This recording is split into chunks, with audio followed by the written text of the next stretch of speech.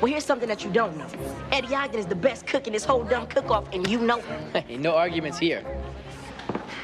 So, why didn't he win? Why isn't he holding up the trophy doing the Rocky dance? Check him out. Come on, check him out. He looks like a winner to me. I feel you, man. All right. So, who wants to celebrate? Let's go get something to eat. Eddie Dogs?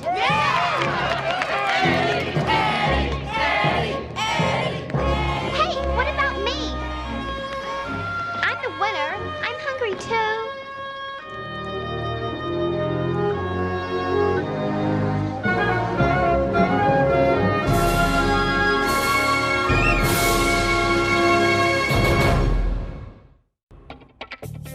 We have a movie premiere to watch this afternoon at 4, Return to Halloween Town. And stick around next for Recess, American Dragon and Kim Possible.